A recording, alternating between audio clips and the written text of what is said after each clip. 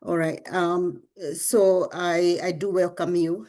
I also would like to take a special welcome to my family members who are joining here and my friends. Starting from my house, Justice and his family, and the support that they give me, and my own family, my children.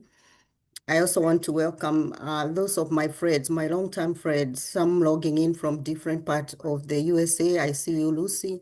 I see my nephew from Texas. I see you, Maggie from DC. I see you, Jane from Washington. And as we go, if I see your name, I'm going to mention you. I cannot tell you how much support I feel, but I do also know those that I know closely, like you, my family and my friends. We have been impacted by death. We have been impacted by loss, different types of loss. And so you being here, not only do I feel your support, but I feel like we share a common thing that impacts all of us. And also, you have been in the community lately, and even throughout the time, you've seen how many people we keep seeing the blogs where people have died. And so this is a timely message to speak about. I will start with this verse among many other verses that you may know of. It's Psalms 147, verse 3. It says that he, and it means God, heals the brokenhearted and binds up their wounds. And so even as we grieve and mourn, for those who are actively mourning right now, know that the Lord is not going to be very far from you, and that the Lord is binding those wounds and healing those wounds. And for the testimonies of those who have been believed for a longer time, they can share that they have been healed or they have felt better over time because the Lord is continuing to mold them, and the Lord is continuing to bide their wounds. And so as we continue, we cannot forget the Lord's compassion and ability to comfort us and restore us when we are suffering from pain, disappointment, and loss. Let's not forget that. When I was preparing for this, I actually did something different today. I went in to find out from you in the community, a number of you, what is it that um, what has happened when this loss has happened? What is it that has been most helpful? And what is it that you would like other people to know that you feel like it's been unhelpful, or maybe it could be better? So allow me to take a few minutes to do some testimonials. I am not going, they will not say who they came from. And let me first thank those who responded and shared and were vulnerable to share with me. And I feel like even by starting off with this, it is going to cover our topic today, because you're going to hear from we save horse's mouth, from our people, from ourselves, what we have found helpful. So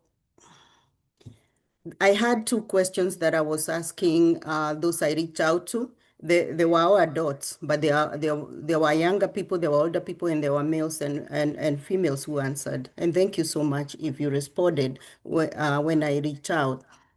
So I'll start off. I was asking, what is it that during your time of loss, and remember here, loss, Lisa and I are going to talk a little bit about when we say loss, what we mean. But I asked, what is it that you found most helpful when you had loss? And these are the things that people said. Allow me to read all of them. I'll read all of them. Someone said, it helped me to keep talking or speaking about my loved one so as not to forget them. Another person said, what was very helpful was my faith and belief in scripture. It helped a lot. Another person said, I think this is myself actually. I'll disclose it was me who found it so helpful that the first night that I lost my mom a couple of years ago, there were 7 ladies who came to see me that day, among many, but 7 of them never left. And I could not really believe it when I saw it was midnight, 1 a.m., 4, because this is not something I expected in America. And that I always remember. And besides that, the 2 times I have been relieved and grieving, I've had 2 groups of people packing my bags. I don't know what is it about bags and packing when I'm in grief, but I'm unable to. And in both times, here and also in Kenya, in 2019, I had some people. One of them is here, Jane. She packed my bags, something that I found so difficult. So that was very helpful. There are others there was somebody else who felt like continuing to reflect and talk about the work they have had with the daddy has been very helpful. Even though sometimes things are tough, the person feels very comforted by speaking to family members and close ones about their father. Another person said that during the time that they lost their sister, and that is most recent, they were surrounded by brethren in prayer, word of encouragement, financial and generosity, daily presence in the house, and that reminded them that they were not walking alone. And even at the time after the burial, people continued to text them, call them, cook for them, and provide for them. Another person said, it helped a lot. I did not have to worry about the bills, traveling, hospital, funeral. That was very, very helpful. That people cared and they were around. Another person said, when I lost my mom, the most helpful thing was having just family being present without needing to say much. There was somebody who said the visitations were very helpful. Another person said friends who didn't say anything really. They just came, sat, and cried with me. Also, that person was very grateful for the organizers because the person felt that they could not even remember to anything. And so they were very grateful for that help that you offered as a community. Another person was saying that it was those people that came to talk and giving an avenue for that person to share without holding in, genuinely with love and presence.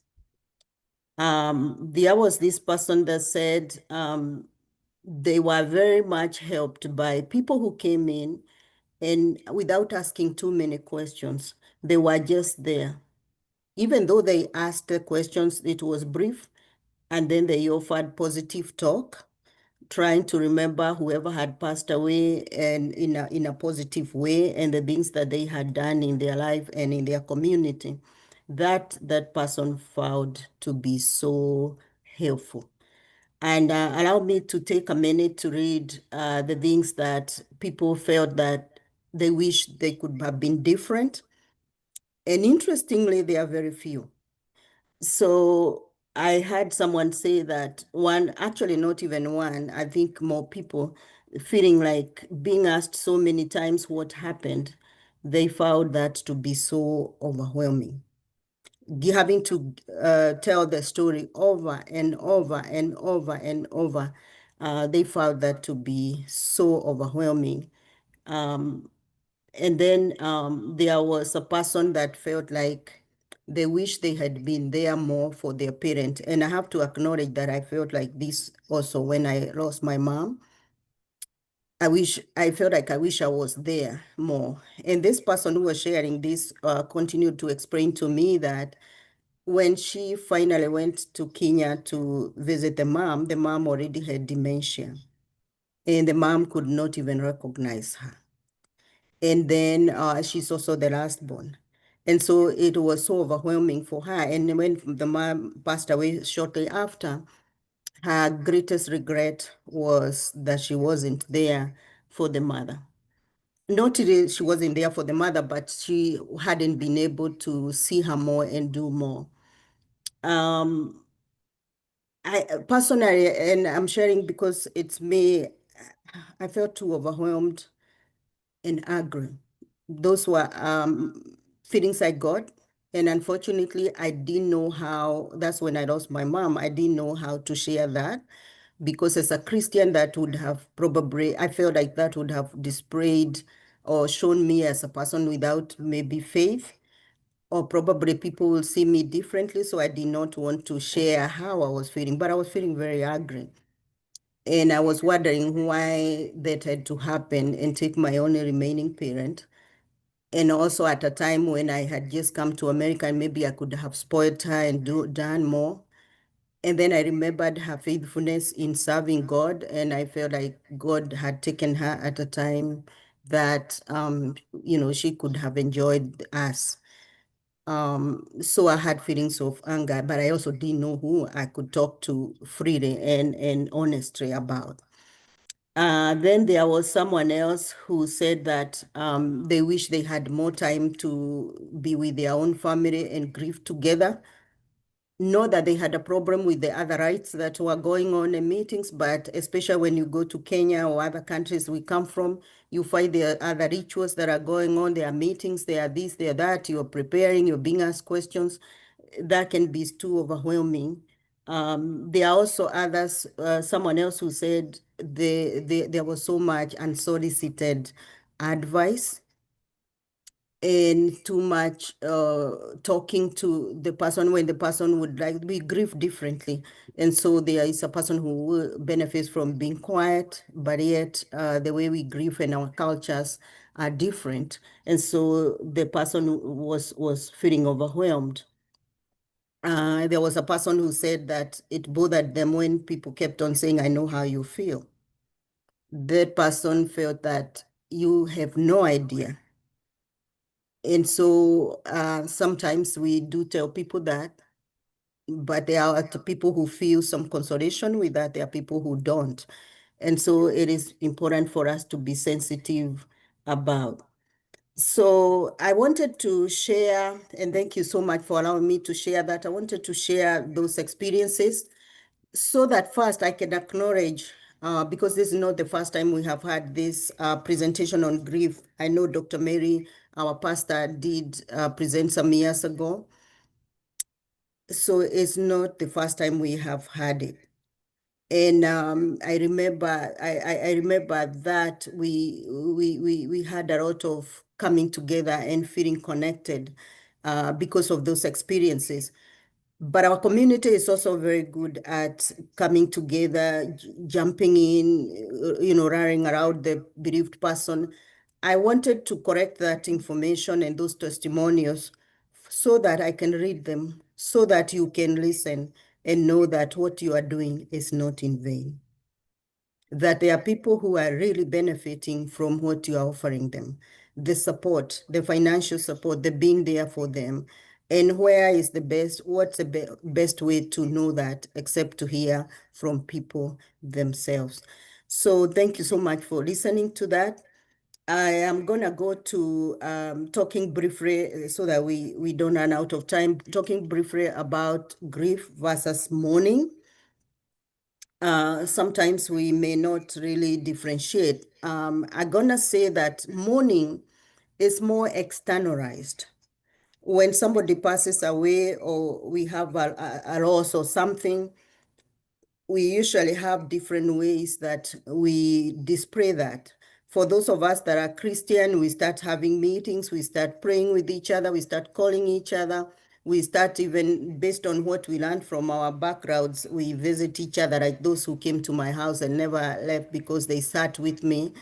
Those are things that have been passed to us, and those are the things we do. We also prepare to do the rites, the memorials, the wake. Now we hear there is something called wake. We dress as some communities dressed a certain way throughout the time of grieving. So even every culture has a different way of presenting. So mourning is a period of time when we externalize, when we do the formalities and things that we need to do during the time that we have lost or we have been bereaved. Grief is a little bit different because grief is actually now the deeper personal experience that we have physically, mentally, emotionally in response to our loss. And we can have different ways we do this, different feelings, um, different behaviors that come out of it. Sometimes also we have things that happen physically. We lose appetite, we can't sleep anymore in response to what has happened. So at this time, I'll pause and invite Dr. Risa to talk a little bit and add on to that as she also introduce types of losses. So for the types of losses, most of the time when we think of loss, we think of a person that has passed away. But in reality, there's more to loss than just losing an individual. Sometimes a loss of a job could cause us to grieve. If we've been fired unfairly and we have a difficult time getting over it, we can grieve over that. The loss of a relationship, a friendship that no longer exists. One of the main losses that we experience without realizing it is the loss of hope. For example, we could have had been pregnant with twins pregnant with twins, and in our head as mothers and fathers, we're preparing the world for them and them for the world. And then where they're born, let's say we find out that one of our twins is autistic. And sometimes we can grieve the loss of not being able to see the fulfillment of a life that we had planned or expected. So loss it's a vast thing, and most of the time we try to just pinpoint it to the loss of a human being. But if we pay attention, there are several losses that we experience in life that can cause us to become stunt in our growth. And if we are stuck in that point of grieving for so long, then we will mourn longer than we need to mourn.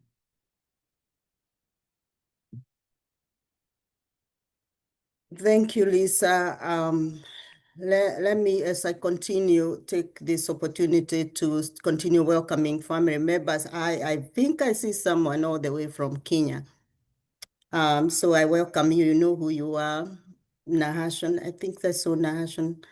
You know who you are. So I welcome you as well. If we are not from Kenya, I apologize, but I do see people from different, I can see people from different places. I'll go ahead. Thank you, Lisa. I'll go ahead and talk about stages of grieving. I will not elaborate that much on that because every time I listen to people, I hear that people do know what these stages are. We do have a psychiatrist that we always learn about even when we are in school, Elizabeth Kubler-Ross, who did a lot of vast work in grief and loss. And she came up with the ways you can see with the different stages that you see I have displayed here: denial, anger, bargaining, depression, and acceptance. I would like you to take some time to read if you are not familiar with them as part of your growth and assignment. So I'll not go so much into that so that we have time for other things. But this, for those who have lost loved ones, you do know that, you know, you've gone through these different stages and emotions that are there. Like I know, for example, for me, the first thing that I felt when I lost my mom and I also lost my friend was a kind of denial. I can't believe it. And I remember even not even in death, I was sharing with, I think it's Lisa, I was sharing with, that when my friend Mary, my best friend Mary, was diagnosed with illness, I went through a lot of grief even before. And I remember one of the things that happened was I felt like I had lost her friendship like 6 or 7 months before even the actual passing away. And I grieved that a lot because I had lost my friend. I had lost someone that I used to go to when I had something. I lost my gossiper, gossiper mate. I lost everything. We could not talk the same way. She was in her own, depression or whatever she was going through, but we had lost that connection. We were just existing, and I really grieved that. So as Dr. Risa said, it is not just a death that makes you grieve. Even with people that have lost relationships, you realize that you go through a moment where you actually are grieving the loss. And then we have anger. I have mentioned how I used to feel angry. And I remember even I would look out because I live in a place where by that time, many of the homeowners were elderly, and I would see them, they are older than my mother. And I'm like, why would my mother pass away and not be enjoying life when, I can see them and they are still there. And I started even bargaining with myself, wondering whether maybe if my mom had been here and getting care and maybe going for primary care and going for physical, would probably have taking multivitamins as she should and all those kind of things, would she have been able to live longer? So you see, you go through that moment of bargaining, you go through depression. We're going to talk a little bit about that, and finally acceptance. But one most important thing to know about these stages is that they don't occur in linear way. So it's not like they are going from one to the other, even to the other. The other thing to note is that they do not have a timeline. So if I am able to move quickly through my grief, doesn't mean that because you haven't, then there's something wrong. Or because I'm going looking like everything is resolving and going, that means I am okay. That doesn't mean you're wrong. And Dr. Risa, feel free to stop me and comment when you need to, please. So the next part I'll go to, and this is where I'd like us to pay a good amount of attention, is awareness. I have said before, and maybe some of you are aware, if not all of you, we in counseling and therapy, we talk about two types of grief. There is what we call the normal grieving, and then there is what we call the complicated grieving. Now, sometimes as a person who has been believed, you are wondering, or you are watching also a family member in a family where there has been a loss, and you see some people are looking like they are continuing better. Some people are really, really struggling. You also wonder, when then do I know whether I have a problem with the loss that I have gone through? And it can be any loss, even relationships. It can be loss of even when people migrate. I don't know about you, but even though migration was a great thing for me as well, as I'm sure most of you, we prayed, we fasted and all that, it was still a moment of grief at some point. And some of us, we will acknowledge that there was even a moment where you felt depressed. Because of what? Not because you are not appreciating the goodness of God in bringing you over here where you had been hoping and praying, and where you have some of the things that you usually didn't have. Yes, you did have them, but you had lost location, you had lost family, you had lost connection. And so, we do go through grieving even in loss of this. Some of us have lost homes because there was flooding. Some of us also lost home because we lost our jobs and we could not be able to continue living in our houses. We had to sell them or let them go. Some of the people have lost because of flooding. So there is actually different types of loss that impact people. But then what is normal grieving? All of us actually, when we go through loss, we can go through normal grieving, meaning that we are going through the stages and emotions that I was talking about. But the difference is sometimes in us, we do have some things that help us to cope. Like those things that you had, those testimonials, our sisters and brothers talking about, those were very, very vital in helping them to go through their grieving in a normal way. And one of the most important thing is the support system. you have heard those testimonials that everybody keeps talking about when people are there for me, when they came through and they arranged things for me, when they came through and did small things and big things for me, when they helped me with money, when they kept on calling me after and checking on me. Those are things that are there to help us go through our grieving in a more helpful way and in a way that help us to keep stepping forward.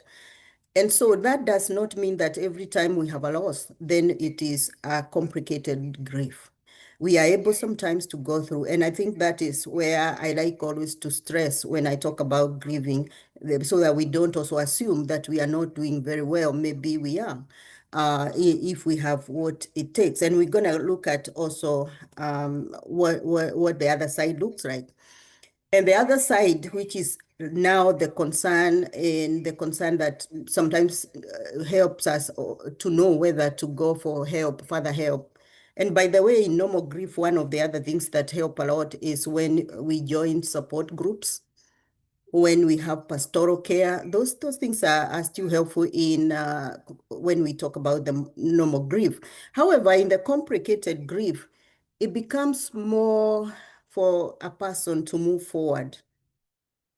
And there are some of the risk factors, we call them risk factors, that can make a grieving process to be complicated. And I hope you can see from my display, for example, a sudden and unexpected death. When a person dies out of suicide, that is one of the most complicated, that's something that can complicate grief. When somebody passes away suddenly, when somebody passes away out of an accident, when someone passes away when they are very young, when we expected maybe murder, we expected them to live longer. And so traumatic deaths, I have talked about that. The other thing that can complicate grieving is closeness to the deceased. It is said that the loss of a child is one of the hardest and the most difficult. An illness and a loss of a child. And so that can lead to complicated grief. It doesn't mean everybody goes through it, but it can be one of the risk factors. The other thing we find a lot, and Lisa and I and others who work, nurses and others and doctors and others who work in the field, including even those who give care, like one-on-one care, you notice that if a person has a history of previous mental illness and or addiction, that can bring complicated grief because there exists a vulnerability. We also do have complicated grief if a person has had difficulties coping with a previous loss. Let's say maybe there was another loss and we saw how the person did. Those losses can make us to grow because maybe they can strengthen us. But there are also some people that you find it makes it more complicated. I also want to add there that there can also be complication if there are too many losses happening at the same time. The other thing I also noted for myself is that I'm not the way I used to be when I was younger. I feel like I was more resilient when I was younger. Nowadays, I feel like when something happens, it hits me harder. I don't know whether it's experiences that I have had in life, some of them losses and many losses, especially of family members, because the older family members have passed away. Maybe the distance that I'm not able to have closure with family members that were closer and extended than I did not attend their funerals. I did not even have time before. But those are things that I have realized that as I grow older, loss is a bit tougher. And then, of course, the social supports. Remember what the testimonials were saying. So if we do not have a good support system, sometimes we can have a complicated grief. And that is one of the struggles we may have as immigrants on this side, that sometimes because of the nature of how we live and where we live, we may not really be having good supports and connection, which is why we really benefit from having each other. Dr. Lisa, anything to add on this? One of the other things that I was thinking about is unfinished business. When we lose someone, a job or a situation, and we have unfinished business, that can further make grief complicated, because if we lose someone and we didn't fix what was going on, or we didn't come to a solution, then we're left with unanswered questions, which can make grief very complicated, because then we're questioning God, why? And the I should have and would have and could have. So that will definitely prolong grief. Thank you. Thank you.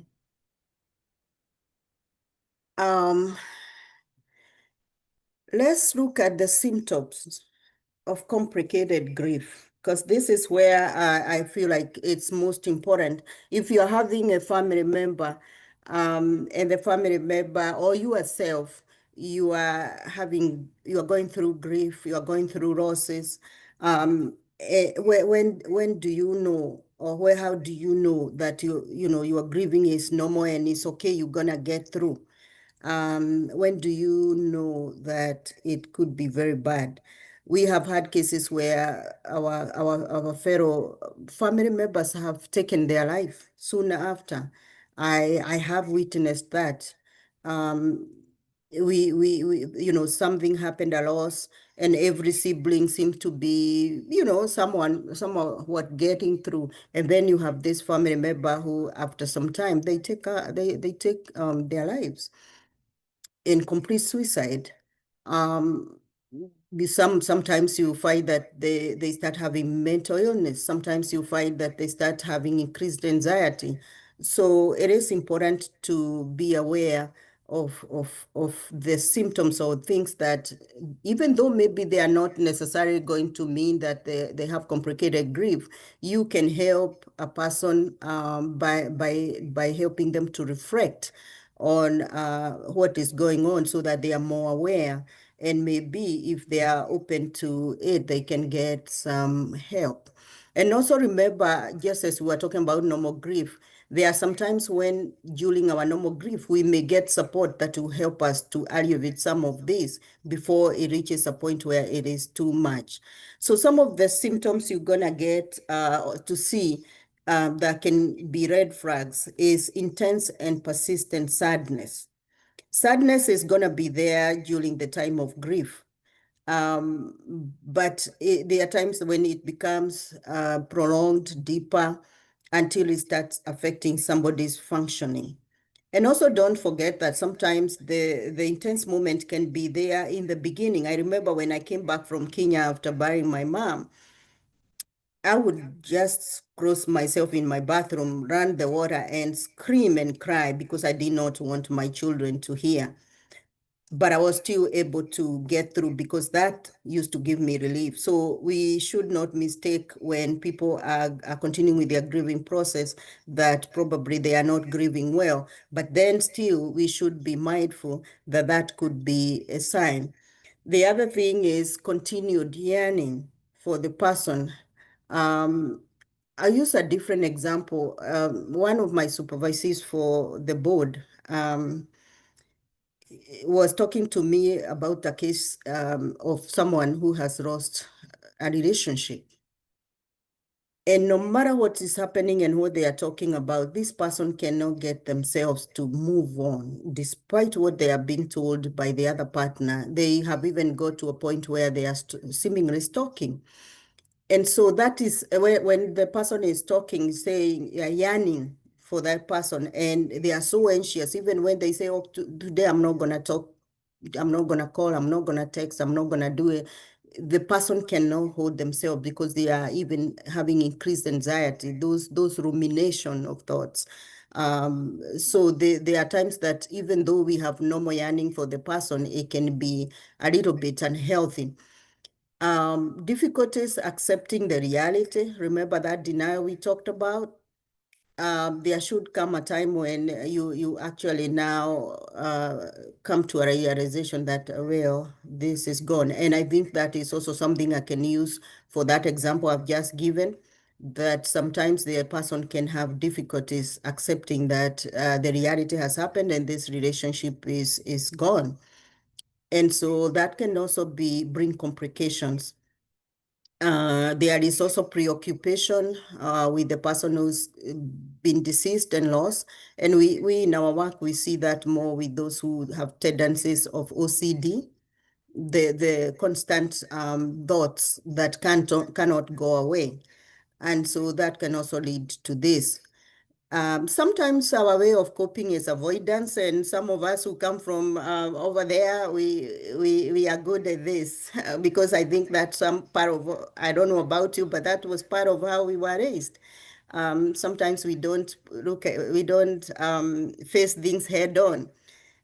And you remember that in Africa, I don't know about your culture, but in mine and in my family, when somebody was gone, we as children never had the name being mentioned, and if it was mentioned, it was quietly without us hearing. So it was almost like the person is gone and gone and gone, and you have no way of ever hear. Even if you try to talk about it, you are silenced, and that can bring complicated grief. You lose interest in activities. Sometimes that happens, but if it continues for a long time, and it can also be a symptom of depression, it is important to address it. Difficulties with continuing with daily functioning and daily activities, feeling of isolation, emptiness, and all that. That can also be an indicator of depression, and difficulty finding a purpose. And I think, for example, those who lose spouses, sometimes their identity can also be so much intertwined with the other person that it is difficult to find yourself from there on. And it can go on for a long time. As I usher my colleague to say something, I just want to share one thing that happened when my friend Mary went to grief counseling, Grief Forever in church. This is something I know she wouldn't mind me sharing. She came back and told me, she went to the church and came back and told me, hey, I think there are some things I won't do.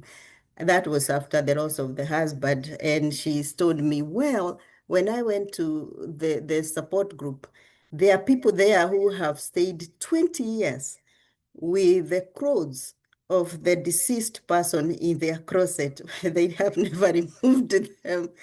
So it was something we laughed about, but in a nice way. But there are times that people are stuck and they are not able to move forward. Lisa, any comment, any input? Just on the self-awareness of grief, it's good, like when you were reading off the testimonials earlier, to have people that are aware of what you're going through, because sometimes it's difficult to see ourselves when we're grieving. And having that network of people to say, hey, I'm not an expert at this, but I think you've been dealing with this for a while, or maybe you need to get some help. I think that's very important to keep your friend network intact while you're going through grieving. Most of the time we push people away, but it's better to have people around you to help monitor how you're going through the process. Thank you, appreciate it. As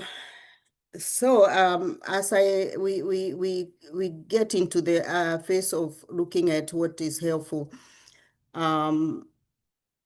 I thought maybe we first talk about what we should avoid. Most of the time when we are doing these kinds of sessions, we talk about what we should do. And as you saw, we had a lot of testimonials of people who have said what was helpful.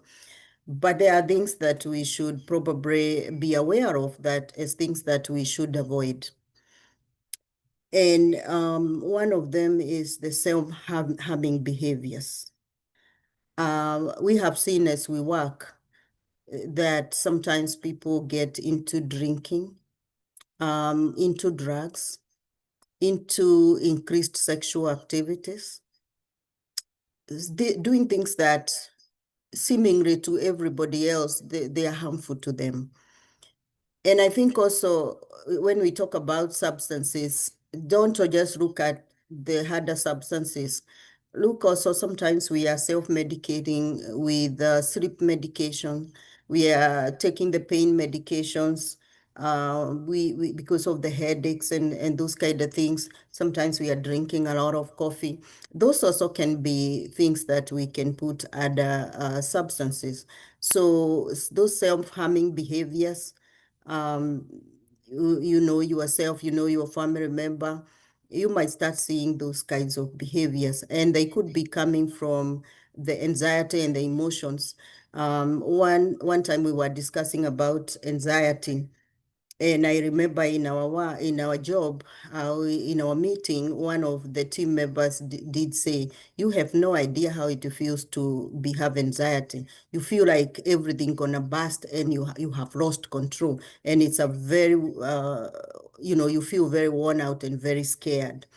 And so when people are doing these things, we sometimes may be judgmental without realizing that they are feeling completely defeated and out of control.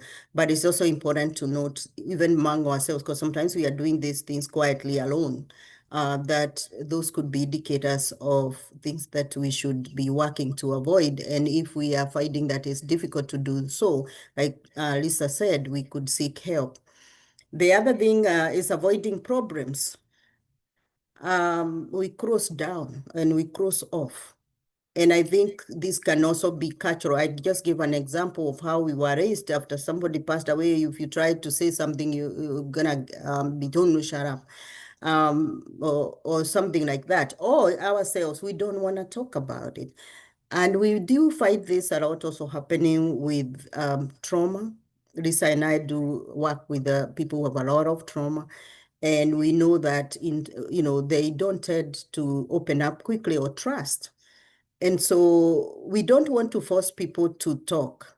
And that's why you had in the testimonials, some people just also benefited from just being quiet when you offer them presence, doing things for them, cooking for them, cleaning for them. For me, it was people, Jane, Auntie Violet, Lucy coming to pack my bags, doing those small tasks, shopping, arranging, like that person who said, I couldn't even know anything, people arranging the funeral and everything. So we can help people with that, but we don't have to overwhelm them with so much talking, and especially because we can tell who benefits from it or not. I think one of the things we don't pause to do is to ask, who is this person? There are people who are just generally quiet, introverted. There's nothing wrong with that. It's their personality. There are people who are extroverted, even when they have an illness, we go talk and everything. There's a person who doesn't really want a lot of talking. That does not mean that they don't want you and your help. It just means we have to be sensitive to tweak it to what they need, maybe just mere presence. Sometimes we tend to withdraw, but they could be. And if you don't know, it's also good to ask, what do you need from me? We are also told that sometimes when you tell people, call me when you need anything, you are giving them now something else to worry about. What is it that I could call Lisa about? Is it lunch? Is it tell them at the middle of the night that I can't sleep and I'm crying? Is it so now that the person wouldn't even call you sometimes because maybe they are also confused. What do I call her for? What do I do?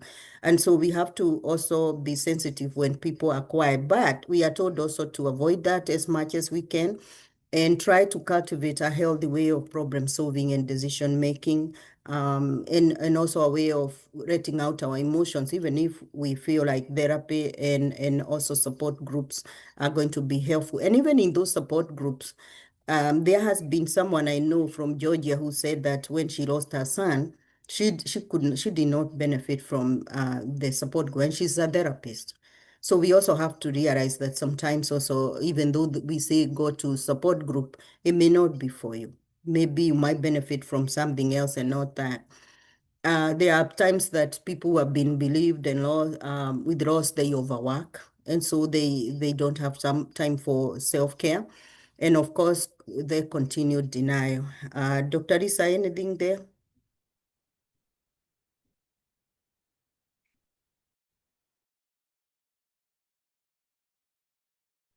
No, nothing. No. Thank you. Um, Now, you as the person, or me as the person that is supporting a person who is grieving, what do I need to know, or what do you need to know? We have been blessed as our community to be there for each other. We do it very well, as you can hear, but maybe there could be something that you and I can do a reflection on, and see whether that is something that can make my visit to a person of more quality. So grieving person needs your support. I think we agreed to that. I cannot take away that from our community. A safe place to express their feelings and their unique feelings without judgment. When I said that I was angry, and sometimes I even feel like I can't pray, one of the things that I struggled with is how do I even say that to anyone? That I can't pray, or I come angry because of this. I didn't know what to say. And finally, when I got someone that I could tell, I felt so much relief, because guess what? The person told me, even me, when I was, I didn't pray for a long time. I didn't feel like. And that is also when other people, when they know what we are going through, they step up. And I remember when I said that to that person, she used to come even during the day, come outside, because I have some trees outside, pray there and leave. And she did that for a long time. She used to just come when I'm at work or when I'm not there, and she would pray. She used to tell me, I'm praying for you. And she would come and pray around my house. And so sometimes we lack those people that we can tell really, really what we feel. And it is good for us to be that person to someone if we can. If we have been gifted that way, we can. Patience with the people that are grieving, and especially those who are going through along the healing process. Sometimes we we scold them. What's wrong with you? It's been a year. It's been, no, why are you saying that? Why are you even going to the grave? Why are you talking about so and so all the time? So we need to be patient and understand that there are different ways that people are getting to recover, and also getting to be able to connect. And so we need to be patient, and really pay attention so that we can learn what this person needs, and maybe even find a way to redirect them if it is possible. And again, here, I'll say what I always say in my presentations: learning to ask the person. That is one thing I learned in counseling when I started, learning to ask for permission. Would you like me to share what I think? That is really a powerful thing. Most times it works. We'd be a compassionate listener. We offer practical help. We have talked about that. We offer validation of feelings. I think we'll talk about that. And simply being present. We came up with this technique here, and I'll quickly go through it because I know our time is running out. I'll quickly go through this technique here. Is one of the takeaways that I would like you to take away from this. And the reason why I brought RAIN technique, which is a mindfulness technique. Mindfulness technique is one of the techniques we use, especially with anxiety and feelings, and helping ourselves to be grounded. I was thinking about it when we say, don't bottle your feelings. Acknowledge your feelings, deal with your feelings. What's that about? That's why we keep them quiet, because culturally we have been raised not to be emotional. We also think that when we are emotional, sometimes we are acting in a way that is not accepting. And so then when I say, don't bottle your feelings, talk about your feelings or process your feelings, what does that exactly mean? And I thought maybe it could be, for me, it could be best explained with the RAIN technique. So RAIN technique, the R stands for recognize. And it simply says, notice and acknowledge your thoughts, feelings, and body sensations without judgment. When you're going through the emotions, because we did talk about the emotional part of grieving, acknowledge those feelings, but at the same time, recognize them. Because sometimes we may be going through anxiety, sadness, sometimes it's anger, sometimes it's a different type of feeling. Notice what you feel when what happens to your body when that feeling comes. Like, for example, I remember when I lost my dad. My dad had passed away earlier, 10 years before my mom. I had developed this feeling of rubbing my feet on the ground. The feeling that children get when they are crying. You know, when the children are crying, they rub their feet very quickly on the ground. I hope you get what I'm saying. And interestingly, that was a sensation that came when I lost my dad. And it was lingering for a while. And then it stopped, but came back when I lost my mom. And so it is important to notice such things because even now I have not understood what it was, but I noticed it. And whenever I would do that and cry, I would feel better. The allow is allow your experiences as they are without accept your experiences as they are without trying to suppress or avoid them. I don't know how best to explain this, but when I feel anger, without feeling the way I was feeling guilty, I could just allow myself to acknowledge that that's a feeling I'm having, and I just embrace it, but I don't act on it. I just let it be, but I recognize it. Investigate. Explore your thoughts and feelings with curiosity, asking yourself questions like, what am I feeling?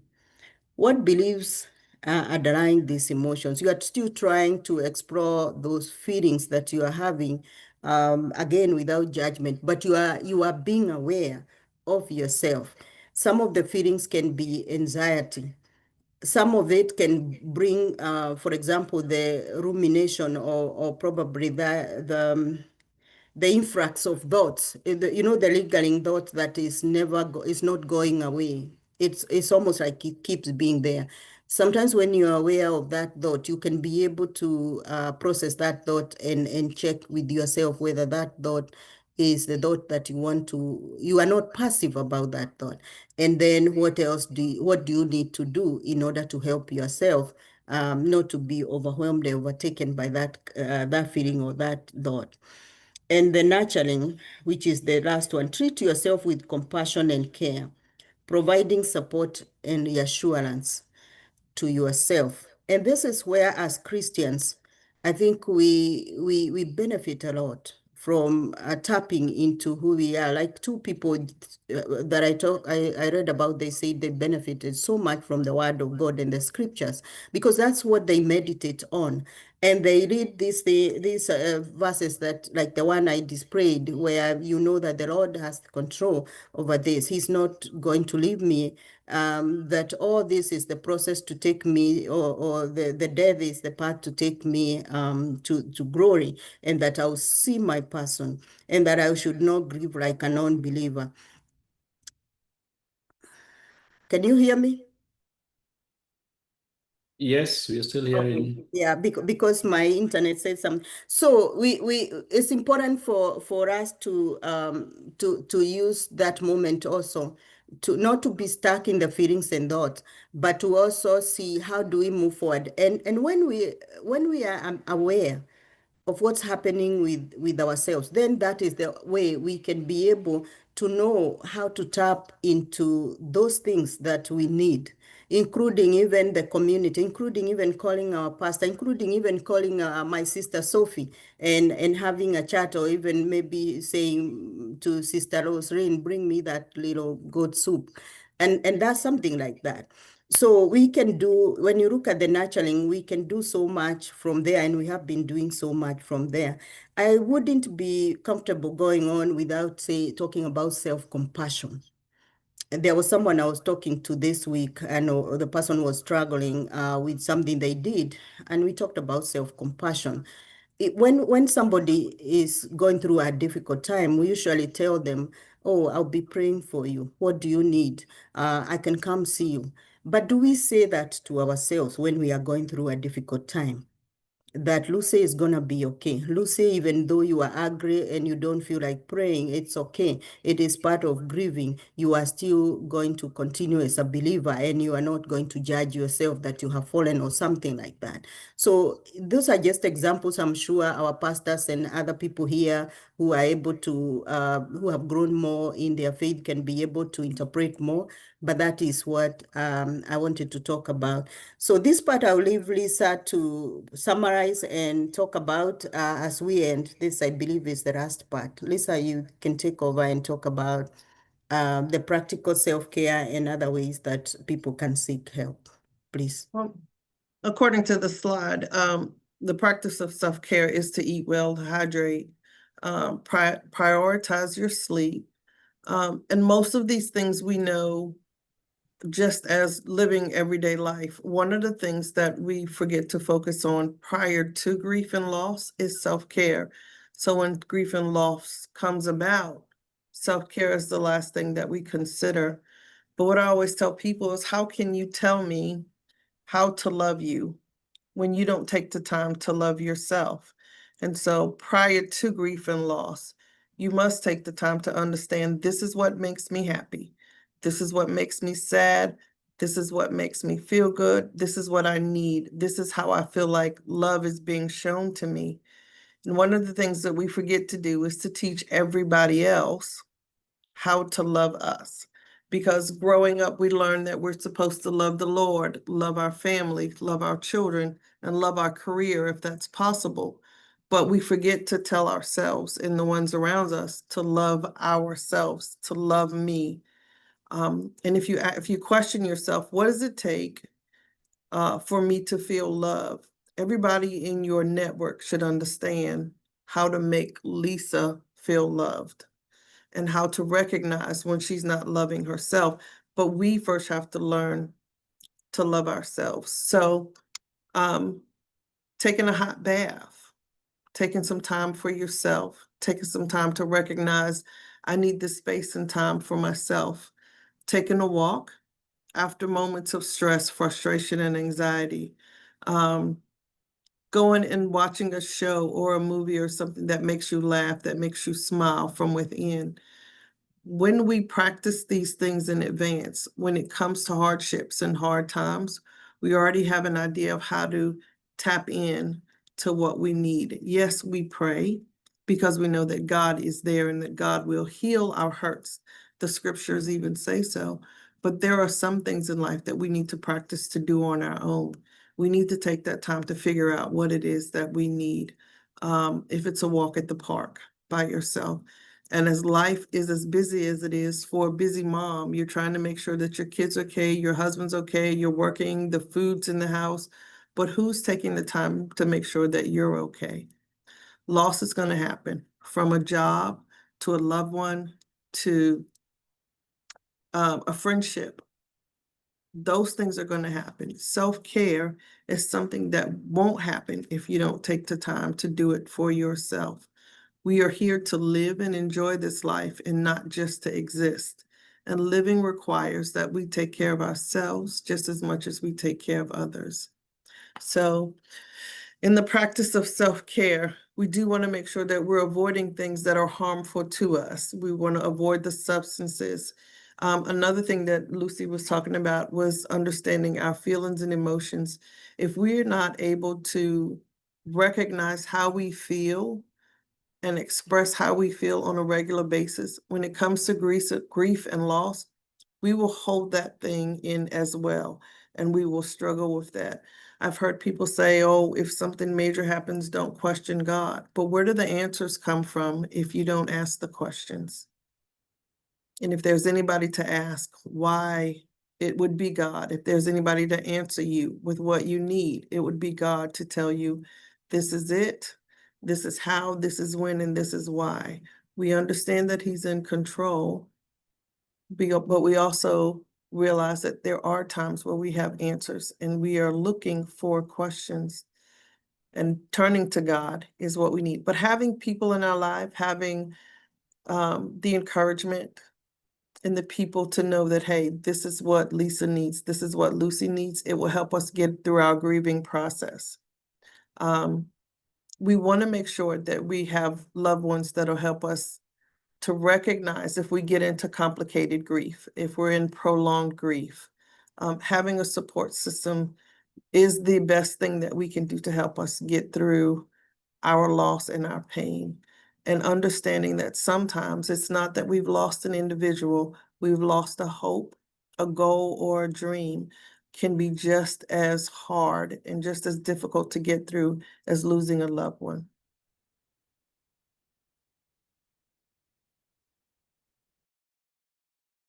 Thank you so much. We are coming to the end of it. To summarize what Dr. Lisa was saying, there is something, especially in the team that she and I work in, we follow very, very much. And I have spoken about it before here, stages of change. It's become something that I have really grasped and tried to understand. And I have seen that it does drive us as human beings in the things we do. And there will be times when people are going through complicated grief, they are struggling, but they can never acknowledge to themselves or even accept when we are trying to tell them, I think you need more. And I think that is why we struggle more, even as people that are supporting each other. We have watched our family members, we have watched our community members go into those unhealthy things. I was talking about drinking, depression, drinking, and all that. And you can't save them. It is just like a train that is speedily going down and you don't know what to do. And you're helpless and you're also grieving. And even when we say that we want to be very patient, sometimes we are defeated and we don't know what to do. And so we cannot finish without saying that we do recognize that there is someone who will be going through a very difficult time, maybe because of lack of insight, that probably they are having, they are needing more help than not, that they know. Maybe because also of the fact that they are very private people, they don't even want to go somewhere. We can all see that they need help, but they don't want to open up because they feel like that is intrusive. We do see that also with the people who have trauma. They can trust. There are people who have been wounded, maybe before they came to us, they came to you as a friend, they came to the pastor, they came to the community person, and then they had all what they had disclosed being said here and there. And so people have different reasons. Lisa, know I talk about ambivalence and resistance. It is not in a negative way. It is just that there are some things that hold us from doing what we are supposed to be doing. And sometimes it's something you can't describe. So you are here saying to someone, I think you need to see someone, and they are giving you excuses. Or they are saying, I'm all right. Or they are even not saying anything. And as you go on pressing and pressing, they are not opening the door for you anymore. And so we have to also recognize that there are stages of transition, even for those who are grieving and needing care. And that's where we need a lot of of empathy and compassion, but at the same time also recognizing that there might be additional help that is needed, and maybe someone else could be the person that will be able to give that person, but don't push that to them. But even us who are here, over 35 of us who are here, 33 of us who are here, recognizing that we will also be in that position where a time will come and we will find ourselves in an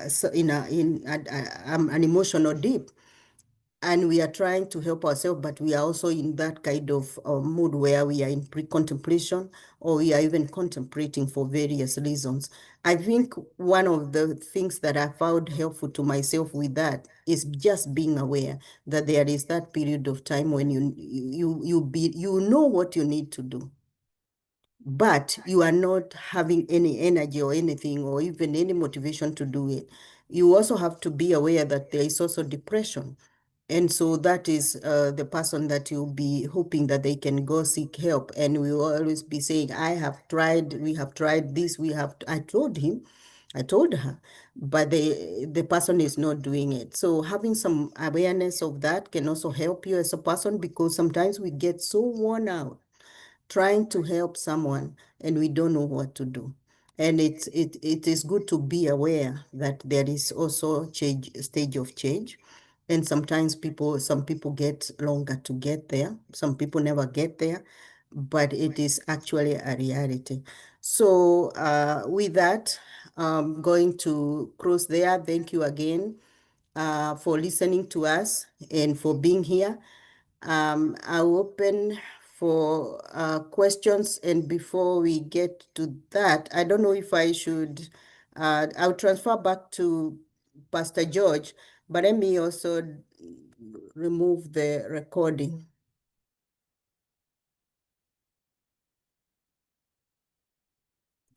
Pastor George, how do you stop?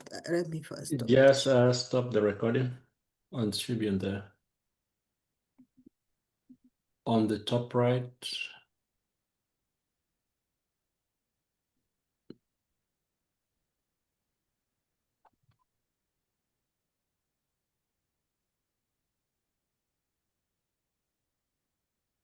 See how we press the button?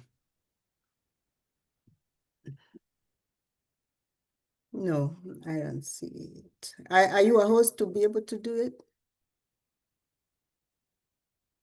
David, able to do it? I was the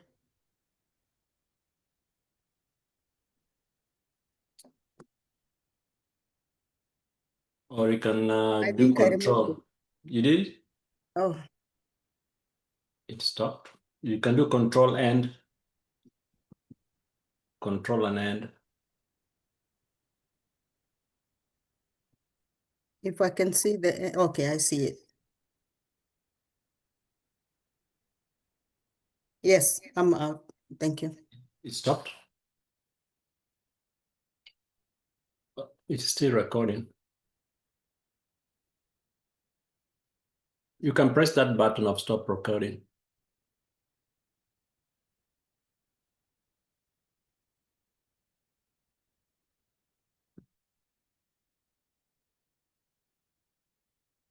Just take your time, take it easy.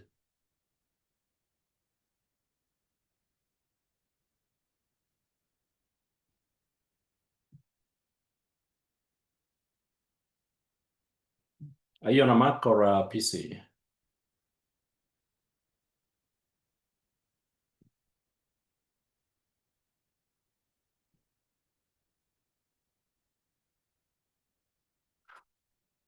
Minister Lucy, are you on a Mac or a PC?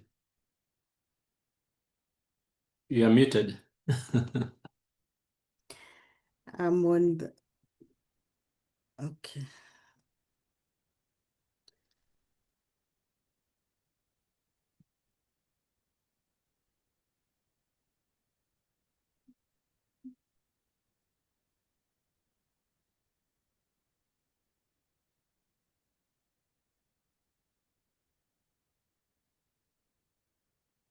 If there's a place where it says stop recording, you see like it's pause. I wish I would know where to find it. Justus, are you here to come and help me?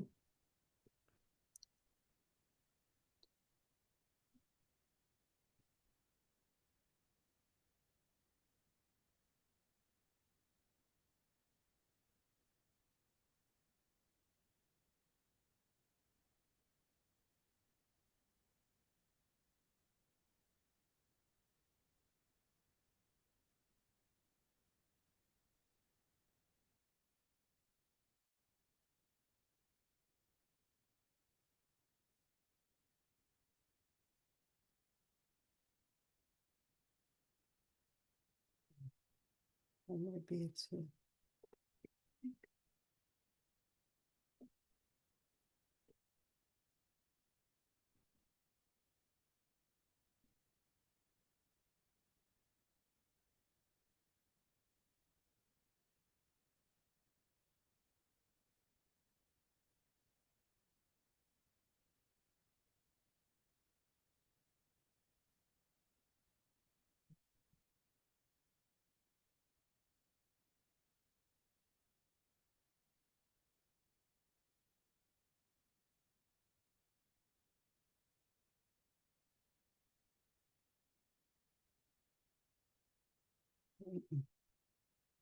Or maybe I could.